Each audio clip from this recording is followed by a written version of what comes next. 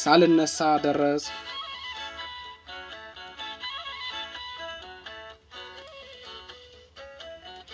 ቦሌ ዓለም አቀፍ አውሮፕላን ማረፊያ የሌሊቱ 6 ሰዓት ሆኗል። ሮቤል የተባለ ወጣት ትልቅ ጥቁር ሻንጣውን ጎትቶ በመጠባበቂያ ወንበር ላይ ተቀመጠ። ፊቱ ላይ ጭንቀት፣ መቅበዝበዝና የድካም ስሜት ይነበባል። ሮቤል ሕይወቱን ሙሉ ሲሸሽ ነው የኖረው። ችግር ሲገጥመው ስራ ይቀይራል፣ ከሰዎች ጋር ሲጋጭ ሰፈር ይቀይራል። አሁን ደግሞ በሀገሩ ላይ ተስፋ ቆርጦ ያለችውን ንብረት በሙሉ ሽጦ ወደ አውሮፓ ሊሰደድ ነው። ትኬቱን ቆርጦ በረራውን እየጠበቀ ነው። አንዴ ይቅርታ፣ ከስርህ ልርገጠው የሚል ሻካራ ድምጽ ከሐሳቡ አነቃው። አንድ የጽዳት ሰራተኛ አሮጌ መጥረጊያ ይዘው ወለሉን እያጸዱ ነው። ፊታቸው ላይ የዘመናት እጥፋት ቢታይም አይኖቻቸው ግን እንግዳ የሆነ ሰላም አላቸው። ሮቤል እግሩን ሰብሰብ እያደረገ በንቀት አስተያየት፣ አባር ፈጠን ብትሉ ጥሩ ነው፣ በረራዬ ሊደርስ ነው። ይህችን የተረገመች ሀገር ጥዬ ልሰደር ነው፣ ልሄድ ነው አለ። የጽዳት ሰራተኛው መድረክ አቁመው ሮቤልን ትኩር ብለው አዩት። የምትሄድበት ሀገር ሰላም አለው ብለው ጠየቁት፣ ትኩር ብለው እያዩ። እርግጥ ነው ሮቤል በልበ ሙሉነት መለሰ። እዚህ እኮ ሁሉ ነገር አስጠልቶኛል። እዚያ ስደርስ አዲስ ህይወት፣ አዲስ ሰላም፣ አዲስ ማንነት አገኛለሁ አለ በልበ ሙሉነት። አዛውንቱ ፈገግ አሉ።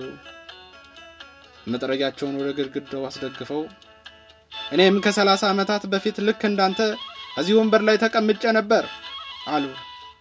ሮቤል ደነገጠ። አውሮፓ ሄዳችሁ ነበር እንዴ አለ። አይ ልጄ አይ አሉ አባ። እኔማ ሳልነሳ ደረስኩ አሉት። ሮቤል ግራ ገባው። ምን ማለት ነው ሳልነሳ ደረስኩ? አውሮፕላኑ ተበላሽቶ ቀረ አለ በመገረም። አይደለም አሉ አዛውንቱ የሮቤልን አይን ትኩር ብለው እያዩ። ያኔ ልክ እንዳንተ ሰላምና ስኬት ያለው ማዶ ሀገር መስሎኝ ጓዝ ጠቀለልኩ። ነገር ግን አውሮፕላኑን ስጠብቅ አንድ እውነት ገባችኝ። አንድ ሰው የገዛ አእምሮ ውስጥ ጦርነት ካለ ፓሪስም ሄዶ ያው ጦርነት ይከተለዋል። የልብህን ባዶነት በሻንጣ ጠቅልለህ እስከወሰድከው ድረስ አዲስ መሬት፣ አዲስ ሰው አያደርግህም። እውነተኛው ስደት መሆን ያለበት ከዚህች ሀገር መውጣትህ ሳይሆን ከራስህ የተስፋ መቁረጥ አእምሮ ማውጣት ነው አሉት በልበ ሙሉነት ቀና አያሉ። ሮቤል ቃላቶቹ ልክ እንደ ጦር ልቡን ሲወጋው ተሰማው። እውነት ነው አለ፣ ሁሌም ያልገባውን ነገር ለራሱ እየጠየቀ።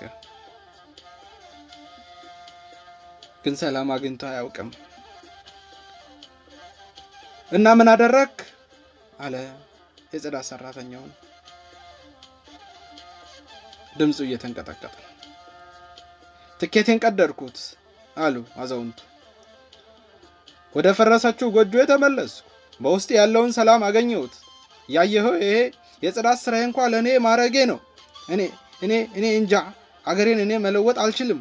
ወደ ፈለኩበት ሰላም ከዚህ ወንበር ሳልነሳ ሳልበር በልቤ ደረስኩ አሉ በልበ ሙሉነት በኩራት።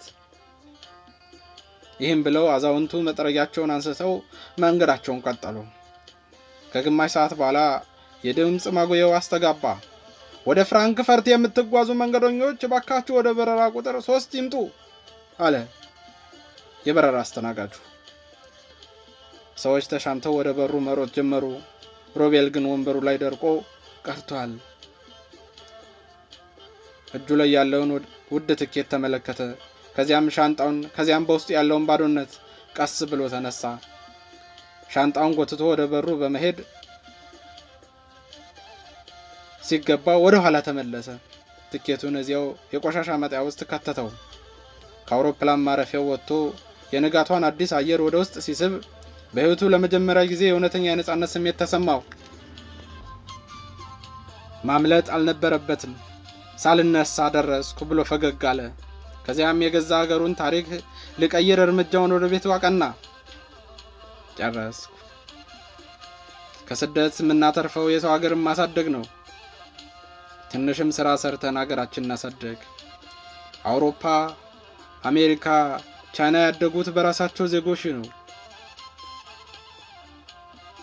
አሁን እኛን የሚያማልሉት፣ አሁን እኛን የሚስቡት፣ አሁን እኛን ስደተኛ የሚሉት እነሱ በላባቸው ጥረው ግረው ነው።